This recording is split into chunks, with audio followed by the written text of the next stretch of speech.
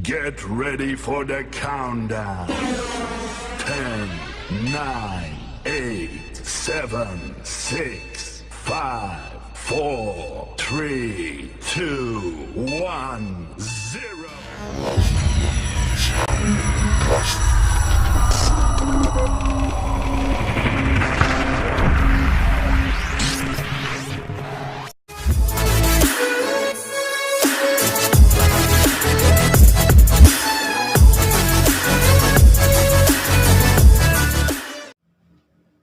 Bismillahirrahmanirrahim. Assalamualaikum warahmatullahi wabarakatuh. Perkenalkan, nama saya Ici Oktaviani Kuslia, NPM 1841030116. Di sini saya akan menjelaskan materi saya yang berjudul Manajemen Bank Syariah. Untuk materinya terkait tentang manajemen bank syariah, manajemen dana dan perbankan syariah, kesimpulan, dan penutup. Sebelum kita memulai materi pada hari ini, alangkah baiknya kita memulainya dengan melafazkan basmalah. Bismillahirrahmanirrahim.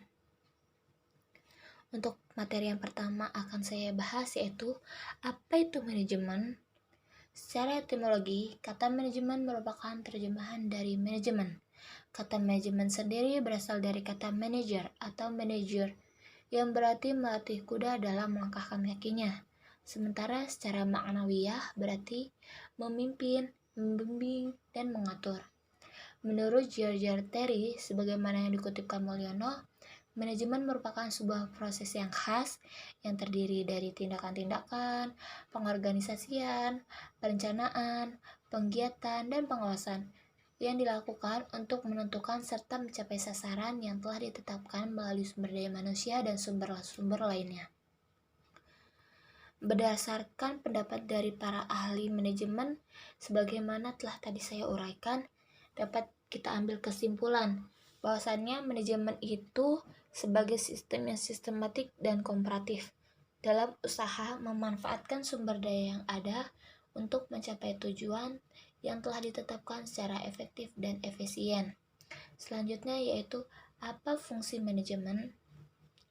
Fungsi manajemen terkait tentang manajemen. Manajemen ini memerlukan beberapa fungsi.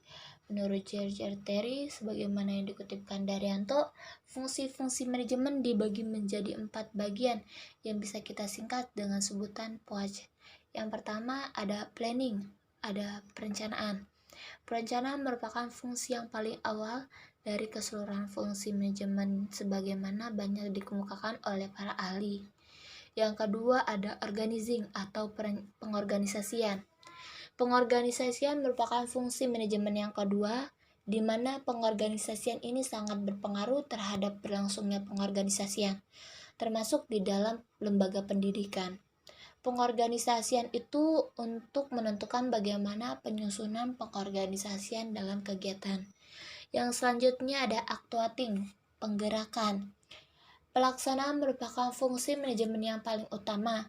Jika perencanaan dan pengorganisasian lebih banyak berhubungan dengan aspek-aspeknya, beda dengan actuating ini, justru dia lebih menekankan pada kegiatan yang berhubungan langsung dengan orang-orang, dengan organisasi, dengan lembaganya. Terus ada controlling, pengendalian. Istilah tersebut digunakan sebagai alat pengawasan. Pengawasan mengandung arti terus-menerus, merekam, memberi penjelasan, dan petunjuk. Selain itu, pengawasan juga bermakna pembinaan dan pelurusan terhadap berbagai ketidaktepatan dan kesalahan. Selanjutnya yaitu apa itu bank syariah dan apa saja sih contoh-contoh dari bank syariah? Nah, bank syariah adalah suatu sistem perbankan yang pelaksanaannya berdasarkan hukum syariah. Ingat ya, berdasarkan hukum Islam syariah. Pembentukan sistem syariah berdasarkan adanya larangan dalam agama Islam untuk meminjamkan atau memungut pinjaman dengan menggunakan bunga pinjaman atau riba, serta larangan untuk berinvestasi pada usaha-usaha yang bersifat haram. Berdasarkan Undang-Undang Nomor 21 Tahun 2008 tentang Perbankan Syariah, bank syariah adalah bank yang menjalankan kegiatan usaha berdasarkan prinsip syariah atau prinsip hukum Islam yang diatur dalam Fatwa Majelis Ulama Indonesia, seperti keadilan dan keseimbangan, kemaslahatan, universalisme, serta tidak mengandung ghoroh, masyir, riba, zolim, dan objek yang mengandung haram. Untuk contoh dari bank syariah ini banyak. Saya hanya mengambil beberapa saja. Yang pertama ada Bank BRI Syariah, Bank Mega Syariah, Bank Mandiri Syariah, dan Bank BNI Syariah, dan lain-lain. Yang selanjutnya yaitu apa fungsi dan tujuan dari bank syariah? Fungsi dan tujuan dari bank syariah ini sebagai penyediaan fasilitas keuangan dengan cara mengusahakan instrumen-instrumen keuangan yang sepadan dengan ketentuan dan norma syariah. Sangat berbeda jika kita sandingkan dengan bank konvensional. Pada bank syariah tidak mempunyai tujuan untuk memaksimalkan keuntungan seperti halnya dalam sistem perbankan yang berdasarkan bunga, tetapi tujuan bank syariah adalah untuk memberikan keuntungan sosial ekonomi orang-orang muslim. Selanjutnya yaitu prinsip-prinsip bank syariah. Prinsip-prinsip bank syariah adalah aturan perjanjian berdasarkan hukum Islam antara bank dan pihak lain untuk menyimpan dana atau pembiayaan kegiatan usaha atau kegiatan lainnya yang dinyatakan sesuai dengan syariah, antara lain seperti mudharabah, musyarakah, wadi'ah, jual beli, al-bayu, atau prinsip kebajikan. Selanjutnya ada jasa bank syariah. Yang pertama ada ijarah, kedua ada wakalah, yang ketiga ada kalafah, yang keempat ada syaraf. Definisi ijarah adalah akad pemindahan hak guna atau suatu aset dalam waktu tertentu dengan pembayaran sewa atau ujroh. Yang kedua adalah wakalah. Definisinya adalah akad pemberi kuasa wakil kepada penerima untuk melaksanakan tugas atas nama pemberi kuasa. Yang ketiga ada kalafah. Definisinya adalah jaminan yang diberikan kepada penanggung kepada pihak ketiga untuk memenuhi kewajiban pihak kedua atau yang ditanggungkan. Yang terakhir ada syaraf. Definisinya adalah perjanjian jual beli dengan suatu valuta dengan valuta lainnya.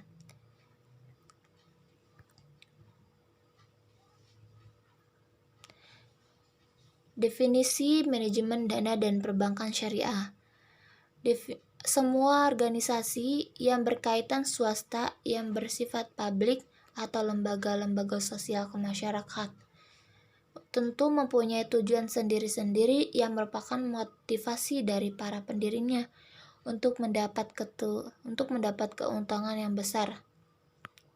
Definisi manajemen dana dan perbankan syariah adalah semua organisasi baik yang berbentuk swasta, yang bersifat publik, atau lembaga-lembaga sosial kemasyarakatan, tentu mempunyai tujuan sendiri-sendiri untuk memotivasi dari para pendirinya untuk mendapatkan keuntungan yang besar.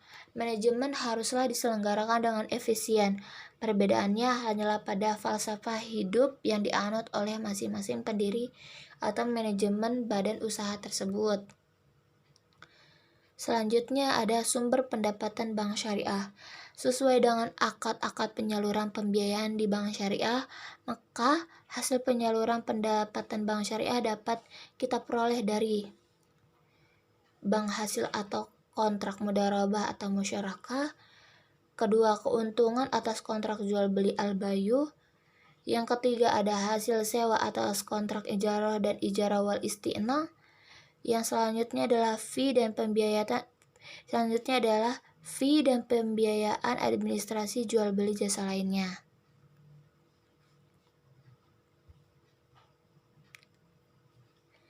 Selanjutnya adalah sumber-sumber dana dan bank syariah. Yang pertama ada modal inti core capital, yang kedua ada modal ekuitas mudharabah account, yang ketiga ada rekening dana titipan. Dapat kita simpulkan dari pembahasan tersebut bahwasannya manajemen adalah aktivitas khusus yang menyangkut dengan kepemimpinan, pengarahan, pengembangan, perencanaan, personal, pengawasan terhadap pekerjaan yang berkenaan dengan unsur-unsur pokok dalam pekerjaannya di suatu proyek.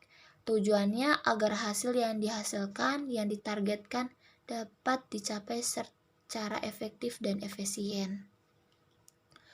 Mungkin segitu saja, lebih dan kurangnya mohon dimaafkan. Wassalamualaikum warahmatullahi wabarakatuh. Thank you, stay safe and stay healthy guys.